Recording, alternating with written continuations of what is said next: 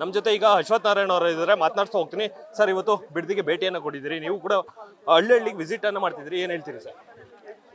ಮುಖ್ಯವಾಗಿ ಇಲ್ಲಿ ಏನೊಂದು ಜನರ ಕಷ್ಟನ ಅವರ ಅಭಿಪ್ರಾಯವನ್ನ ಪಡಿಲಿಕ್ಕೆ ನಾವಿಲ್ಲ ಇವತ್ತಿಲ್ಲಿ ಈ ಹಳ್ಳಿ ಕಡೆ ಭೇಟಿ ಕೊಡ್ತಾ ಇದ್ದೀವಿ. ಅವರ ಪ್ರತಿಭಟನೆ ಭಾಳಷ್ಟು ದಿನದಿಂದ ಪ್ರತಿಭಟನೆ ಆಗ್ತಿದೆ.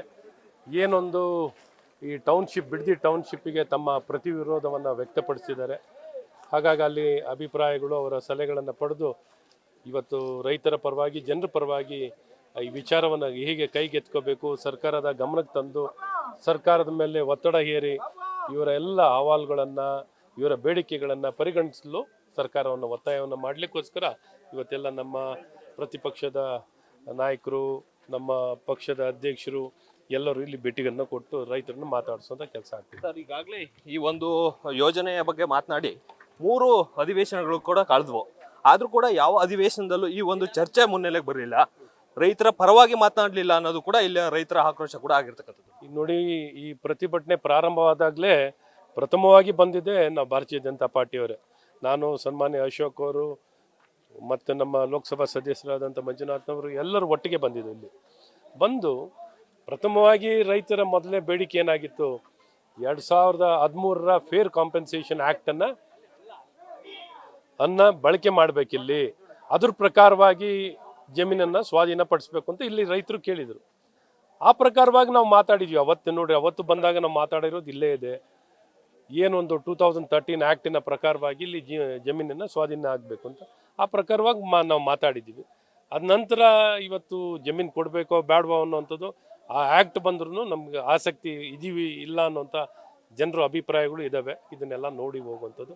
ಹಾಗಾಗಿ ಯಾವತ್ತೂ ನಾವೇನು ರೈತರ ವಿಚಾರಕ್ಕೆ ನಾವು ಜನರ ಧ್ವನಿಯಾಗೇ ಇರಬೇಕಲ್ಲ, ಜನರ ಧ್ವನಿಯಾಗಿ ಜನರ ಪರವಾಗಿ ಮಾತಾಡೋಂಥ ಕೆಲಸ ಆಗಬೇಕು. ಹಾಗಾಗಿ ಇವತ್ತು ಜನರ ಅಭಿಪ್ರಾಯವನ್ನು ಪಡೆದು ಅಭಿವೃದ್ಧಿನೂ ಬೇಕು, ಹಾಗೆ ರೈತರ ಹಿತವನ್ನು ಕಾಪಾಡಬೇಕು, ಎಲ್ಲ ಬೇಕು.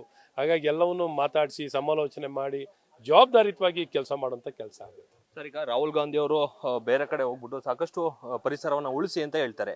ಆದರೆ ಇಲ್ಲಿ ಇವರ ಪಕ್ಷದವರೇ ಇಲ್ಲಿ ಈ ಒಂದು ಫಲವತ್ತಾದಂಥ ಭೂಮಿಯನ್ನು ಕಿತ್ಕೊಳ್ಳಿಕ್ಕೆ ಮುಂದಾಗಿರ್ತಕ್ಕಂಥದ್ದು. ಇದು ಎಲ್ಲಿ ಅಂದರೆ ರಾಹುಲ್ ಗಾಂಧಿ ಅವ್ರು ಏನಾದ್ರು ಸೂಚನೆಗೆ ಏನಾದ್ರು ಬಂದಿದ್ಯಾ, ಏನಾರು ಇಲ್ವಾ ಏನು ಅಂತ? ನೋಡಿ, ರಾಹುಲ್ ಗಾಂಧಿ ಅವರು ಯಾವತ್ತೂ ಜವಾಬ್ದಾರಿಯುತವಾಗಿ ಮಾತಾಡಿರೋದೇ ಇಲ್ಲ. ಅವ್ರೇನಿದ್ರು ರಾಜಕೀಯ ಪ್ರೇರಿತವಾಗಿ ದೊಂಬರಾಟ, ಜನರ ಸಮಸ್ಯೆನ ಅರ್ಥ ಮಾಡಿಕೊಂಡು ಜವಾಬ್ದಾರಿಯುತವಾದಂಥ ನಿಲುವನ್ನು ಯಾವತ್ತೂ ಕಾಂಗ್ರೆಸ್ ಪಕ್ಷ ತೊಗೊಳ್ಳಲ್ಲ. ಅವ್ರು ಒಂದೊಂದು ರೋಲು ಇದ್ದಾಗ, ಸರ್ಕಾರ ಬಂದಾಗ ಒಂದು ರೋಲು, ಪ್ರತಿಪಕ್ಷದಲ್ಲಿ ಒಂದು ರೋಲು. ಅವ್ರು ಯಾವತ್ತೂ ಸ್ಪಷ್ಟತೆ, ಒಂದು ದೇಶ ಸಮಾಜ ಅನ್ನೋಂಥ ಜವಾಬ್ದಾರಿಯುತವಾದಂಥ ನಿಲುವು ಯಾವತ್ತೂ ರಾಹುಲ್ ಗಾಂಧಿ ಅವರು ತೊಗೊಳ್ಳಲ್ಲ. ಬರೀ ರಾಜಕೀಯ ಪ್ರೇರಿತವಾಗಿ ಅಧಿಕಾರಕ್ಕೋಸ್ಕರ ಏನು ಬೇಕಾದ್ರೂ ಮಾಡ್ತಾರೆ. ಹಾಗಾಗಿ ಜನಪರವಾಗಿ ಜನ ಆಧಾರಿತವಾದಂಥ ಕೆಲಸಗಳನ್ನು ನೀವು ಯಾವತ್ತೂ ಕಾಂಗ್ರೆಸ್ ಪಕ್ಷದಿಂದ ಬಯಸಲಿಕ್ಕೆ ಸಾಧ್ಯ ಇಲ್ಲ. ಸರ್, ಇಲ್ಲಿವರೆಗೂ ಕೂಡ ರೈತರ ಒಂದು ಕೂಗಿಗೆ ಮನ್ನಣೆ ಸಿಕ್ಕಿಲ್ಲ ಸರ್ಕಾರದಲ್ಲಿ. ಬಿಜೆಪಿ ಅವರು ಕೂಡ, ನೀವು ಕೂಡ ಬಂದಿದ್ದೀರಿ, ನಿಮ್ಮ ಮಾತಿಗೆ ಏನಾದ್ರು ಮನ್ನಣೆ ಸಿಗುತ್ತಾ ಅಂತ? ಯಾವಾಗಲೂ ಕಾಂಗ್ರೆಸ್ಸು ರೈತ ವಿರೋಧಿ, ರೈತರ ವಿರೋಧಿ ಯಾರು ಇದ್ದರೆ ಇಡೀ ದೇಶದಲ್ಲಿ ಅದು ಕಾಂಗ್ರೆಸ್ನವರು. ಡಿ.ಕೆ. ಶಿವಕುಮಾರ್ ಅವರು ಹೇಳ್ತಾರೆ ಭೂಮಿಯನ್ನು ಯಾವುದೇ ಕಾರಣಕ್ಕೂ ಬಿಡೋದಿಲ್ಲ, ಟೌನ್ಶಿಪ್ ಮಾಡೇ ಮಾಡ್ತೀವಿ ಅಂತ. ನೋಡಿ, ಜನಾಭಿಪ್ರಾಯ ತೊಗೊಂಡು ಮಾಡಬೇಕು. ಏನೇ ಕೆಲಸ ಮಾಡಬೇಕು ಅಂದ್ರೂ ಜನರನ್ನು ವಿಶ್ವಾಸಕ್ಕೆ ತಗೋಬೇಕು. ಅವ್ರು ಬದುಕು ಕಟ್ಕೊಂಡಿರ್ತಾರೆ. ಆ ಬದುಕನ್ನು ಕಟ್ಕೊಂಡಿರೋರಿಗೆ ನಿಮಗೆ ಬದುಕನ್ನು ಸಮಸ್ಯೆ ಆಗದ ರೀತಿಯಲ್ಲಿ ನಿಮ್ಗೆ ಯಾವ ರೀತಿ ನೀವು ಕೈ ಹಿಡಿಯೋಕ್ಕಾಗುತ್ತೆ ಅಂತ ರಾಜ್ಯದ ಮುಖ್ಯಸ್ಥರಾಗಿರೋರು ವಿಶ್ವಾಸಕ್ಕೆ ತಗೋಬೇಕು. ವಿಶ್ವಾಸಕ್ಕೆ ತಗೊಳ್ದೇ ಏಕಾಏಕಿ ಮಾಡಲಿಕ್ಕೆ ಸಾಧ್ಯವಿಲ್ಲ. ಇದು ಸಾಕಷ್ಟು ಸಮಾಲೋಚನೆ ಮಾಡಬೇಕು, ಜನರ ಜೊತೆ ಮಾತುಕತೆ ಮಾಡಬೇಕು, ಅವ್ರಿಗೇನು ತಿಳಿ ಹೇಳಬೇಕು, ಅವ್ರಿಗೆ ಯಾವ ಬದುಕಿಗೆ ಸಮಸ್ಯೆ ಆಗಲ್ಲ ರೀತಿಯಲ್ಲಿ ನಾವೇನು ಸಹಕಾರ ಕೊಡ್ತೀವಿ, ನಿಮ್ಮ ಹಿತವನ್ನು ಹೇಗೆ ಕಾಪಾಡ್ತೀವಿ ಅನ್ನೋಂಥದ್ದು ಮಾಡಬೇಕು. ಅವ್ರು ವಿರೋಧ ಮಾಡ್ಕೊಂಡು ಯಾವುದೇ ಕೆಲಸ ಮಾಡ್ಲಿಕ್ಕಾಗಲ್ಲ. ಸರ್, ಹಾಗೆ ಕಾಂಗ್ರೆಸ್ನವರು ಕೂಡ ಆರೋಪವನ್ನು ಮಾಡ್ತಿರ್ತಕ್ಕಂಥದ್ದು ಅಂದರೆ ಇನ್ನು 2 ವರ್ಷ ಈ ಯೋಜನೆಯನ್ನು ತಳ್ಳಿದ್ರೆ ಮುಂದೆ ಇವ್ರದೇ ಒಂದು ಪಕ್ಷ ಏನಾದ್ರು ಅಧಿಕಾರಕ್ಕೆ ಬಂದಂಥ ಸಂದರ್ಭದಲ್ಲಿ ಮತ್ತೆ ಈ ಯೋಜನೆ ಮುನ್ನೆಲೆಗೆ ಬರುತ್ತೆ. ನೋಡಿ, 28ಕ್ಕೆ ಇವರು ಅಧಿಕಾರಕ್ಕೆ ಬರೋದು ಕನಸು ಬಿಡಿ. ಅದ್ರ ಬಗ್ಗೆ ಅವರು ಯಾವ ಕಾರಣದಲ್ಲೂ ಅಧಿಕಾರಕ್ಕೆ ಬರೋಲ್ಲ. ಈಗ ಏನಿದೆಯೋ ಕಾಲ ಕಳ್ಕೋಬೇಕಷ್ಟೇ. 28 ಏನಿದ್ರು NDAನೇ ಅಧಿಕಾರಕ್ಕೆ ಬರೋದು.